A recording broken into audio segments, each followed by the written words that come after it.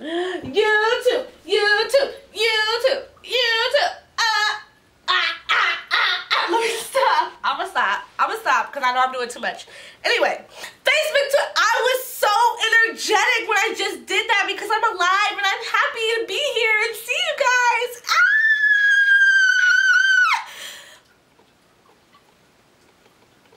Facebook, Twitter, YouTube, Tumblr, what's going on? You probably know who it is by now. Probably not, because I ain't shit and I'll never be shit. But it's Miss GetItIndy on the floor in front of the bed frame drinking my chamomile tea because I'm sick, so. Actually, I'll probably always be sick. Every video I sound stuffed up. It just might be my life. But anyway, I know I've been gone.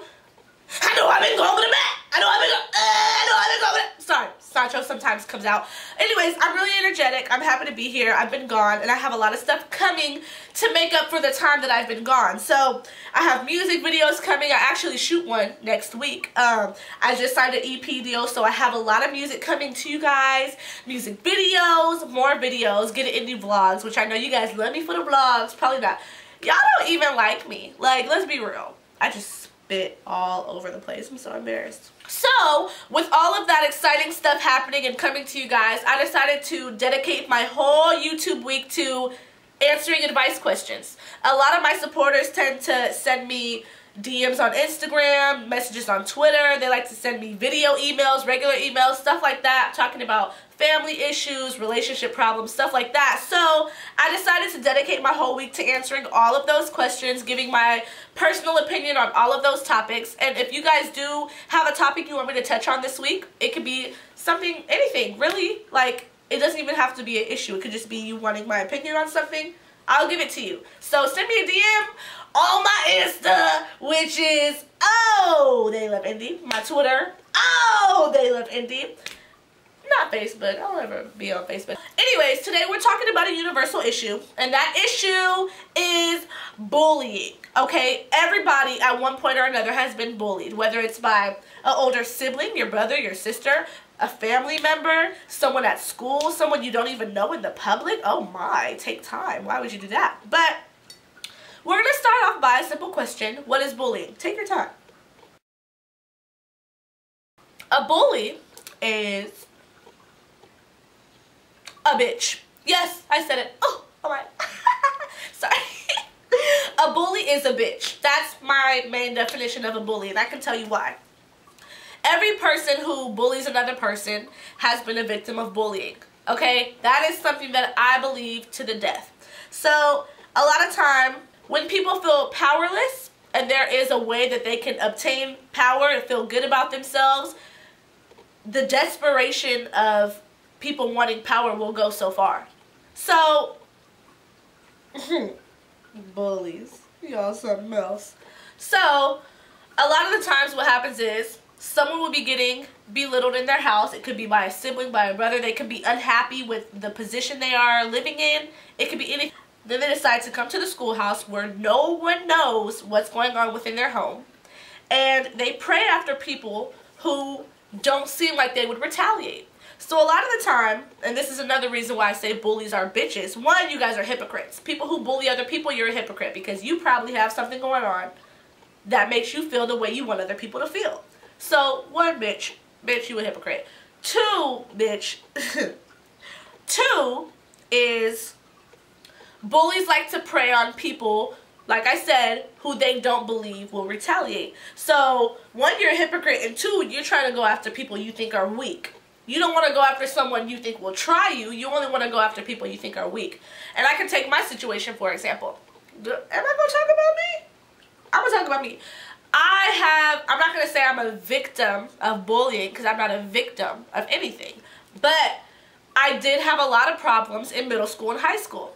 So in middle school, there was a lot of petty stuff that was done, but it was major at that time. I'm 20 years old now. So a lot of the stuff that happened when I was in high school, which was a long time ago. I'm 20 years old, but I'm about to be 21. But I was in middle school in 2006, 2007, and 2008. I know, a long time ago. I need like a walker or a scooter because I'm getting old. You heard that? You hear that? Listen to this. Boy, I'm getting old. A lot of the stuff that happened during that time, now I can look back on it, I'm like, okay, that was not that big of a deal, but I was a different person then. And whatever's happening in your now, in your right now, in your present timing, is serious. When I used to go to middle school, I would hang out, well, when I was in middle school, I used to hang out with a lot of different people. I was never subjected to one group. I started hanging out with these two girls who did have a reputation of, you know, being very flirtatious, very promiscuous, whatever it was. Whatever people wanted to believe it was. Like, my friends were my friends, and I knew how my friends were. So, my friends weren't like that, but for some reason, they were perceived like that. So, you know, they say you are who you hang out with. As soon as I started hanging out with those girls, I obtained the same label. And people have been calling me a hoe, a bop, ugly, everything since I can remember. So, there would be times where I walked into a bathroom and they had what was called the bop list. And I know it's probably even worse now, but they had the bop list or the hoe list in the bathroom at school when I was in middle school. And my name would be on it, my friends' names would be on it, all types of stuff.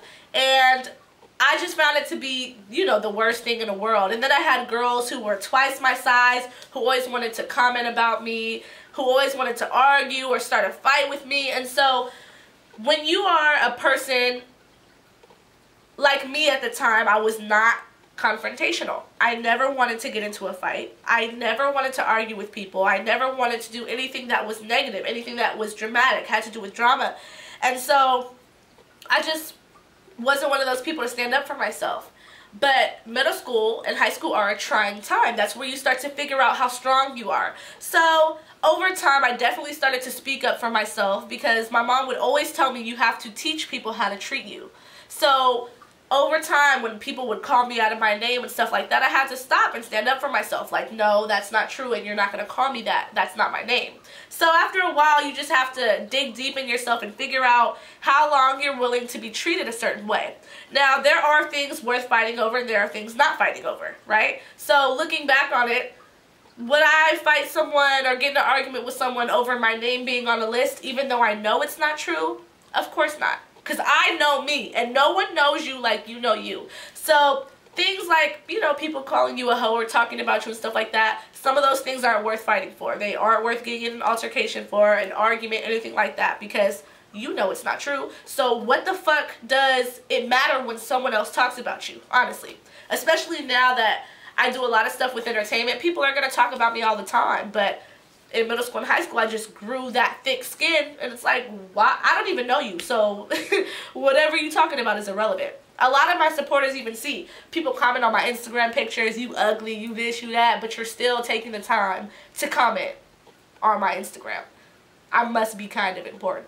You're going out of your way every day to exude energy and trying to make me feel bad about myself. Okay, I must be important because I'm a part of your daily plan, right? So you have to think about it a different way. A lot of things are worth fighting for, but I'll tell you something that should be handled. I don't care which way it gets handled, but when people penetrate your bubble, your personal space, they pop your bubble,